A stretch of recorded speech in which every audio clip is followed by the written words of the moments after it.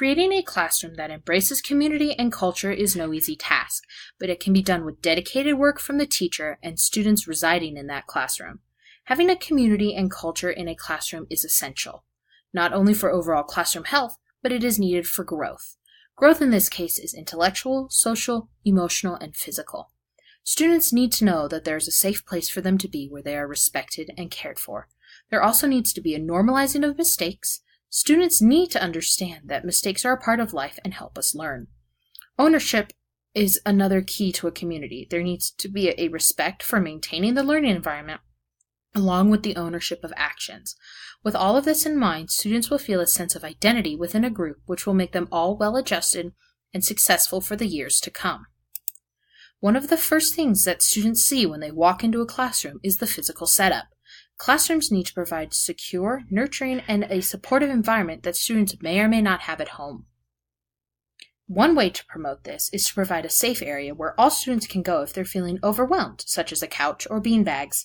However, this area needs to feel a part of the classroom community and not as a separate entity that feels excluding. All students need to be represented in one way or another within the classroom. Another excellent example is to provide a daily schedule. This leaves no doubt about what is coming up next. The schedule should be posted at eye level and show respect for the grade level you are teaching.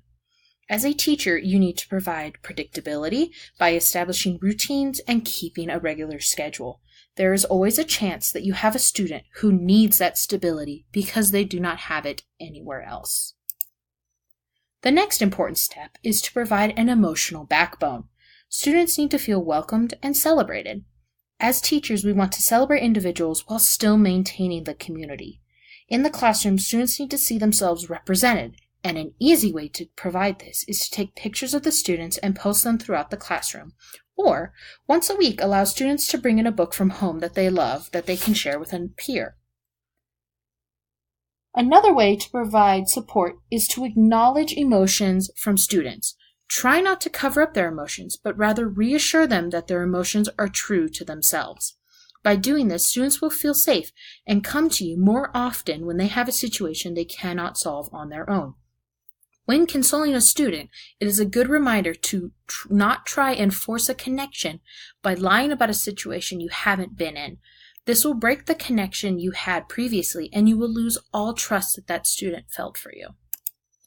By having students create a social community, they are building relationships with their peers and you. Relationships are the key and can be built by randomizing student groupings and having an area that students can post work that they are proud of. Other students can look at the work done by their peers and be able to start a conversation with them. One of the most social building that can happen is learning names. Names are the core of identity, and when somebody gets your name wrong, it doesn't feel great. As a teacher, however hard the name may be, do not, I repeat, do not shorten it or create a nickname for the student, for it will undermine your entire community and that connection with that child. Creating a culture takes time and patience from a teacher. A sense of self and trust will help keep your students engaged and in school. You just have to nurture it along until the community is fully built. Last but not least, we must discuss the intellectual aspect of community building. A basic example of how to start this aspect into your classroom is using kind letters. A student is chosen at random, and the other students write a letter that highlights what they admire about that person. The issue that you will have to overcome is the fake nice, where students are only nice because they need to be. This shows a lack of internal motivation. While being nice and kind are good traits, it will be a waste of educational time to force something that isn't there. A method to avoid this is to create an enticing goal where everyone is needed to achieve it and there is a chance for failure. For example, you could create a tournament during recess with a rival classroom. When you win, you will see your classroom come together to achieve one goal, and if you lose, your classroom can reflect and prepare a new plan that will bring them all together to achieve their goal. In a classroom, you want camaraderie, teamwork, and the want to act without prompting from a teacher or an adult. Knowing all of what goes into building a community in a classroom, I must ask myself, What do I want in my room? At first, I wanted the perfect classroom where everything as it should be and everything falls into place perfectly. After reflection, I realized it isn't attainable and it leaves students extremely vulnerable. I want students in my classroom to feel responsible for their actions and learning and have respect for one another.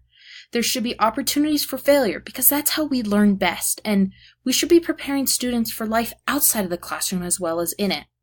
The classroom is a safe environment where students can fail and succeed without feeling embarrassed or uncomfortable.